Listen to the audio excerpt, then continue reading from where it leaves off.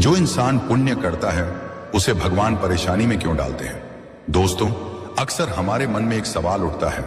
जो इंसान सच्चाई के रास्ते पर चलता है, दूसरों का भला करता है, किसी का बुरा नहीं सोचता, फिर भी उसकी जिंदगी में दुख, कष्ट और परेशानियां क्यों आती हैं? अगर भगवान न्यायप्रिय हैं, तो अच्छे इंसान को ही क्यों बार बार आजमाया जाता है? इसका उत्तर बहुत गहरा है। सबसे पहली बात, परेशानी सजा नहीं, परीक्षा होती है। भगवान कभी भी पुण्यात्मा इंसान को दंड देने के लिए कष्ट नहीं देते, वे उसे परखते हैं। जैसे सोना आग में तपकर ही शुद्ध होता है, वैसे ही इंसान कठिनाइयों से गुजरकर ही महान बनता है। भगवान जानते हैं कि यह इंसान टूटेगा नहीं, इसलिए उसे मजबूत बनाने के लिए कठिन रास्ता देते हैं। दूसरी बात, कर्मों का हिसाब केवल इस जन्म का नहीं होता। हम जो आज भोग रहे हैं वह सिर्फ आज का परिणाम नहीं है, यह पिछले जन्मों के अधूरे कर्मों का फल भी हो सकता है।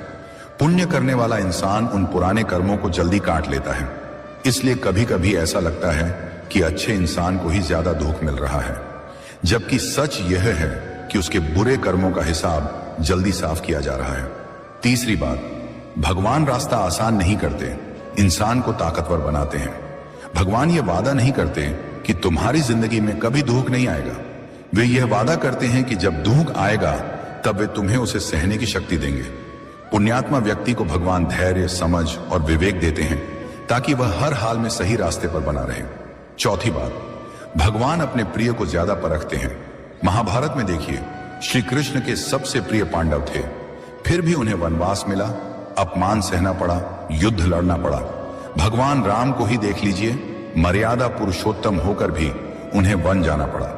इसका मतलब यह नहीं कि भगवान उनसे नाराज थे, बल्कि वे उन्हें आदर्श बनाना चाहते थे। पांचवी बात, दुख इंसान को अहंकार से बचाता है। अगर पुण्य करने वाले इंसान की जिंदगी हमेशा सुख में रहे तो उसके अंदर भी घमंड आ सकता है। परेशानी इंसान को विनम्र बनाती है, भगवान से जोड़े रखती है और जीवन का असली अर्थ सिखाती है। अंत में याद रखिए, भगवान देर करते हैं, अंधेर नहीं। पुण्य कभी व्यर्थ नहीं जाता। जो इंसान अच्छे कर्म करता है उसका फल उसे जरूर मिलता है, कभी इस रूप में कि उसका दुख कम हो जाता है, कभी इस रूप में कि उसकी आत्मा मजबूत हो जाती है, और कभी इस रूप में कि भगवान खुद उसका सहारा बन जाते हैं।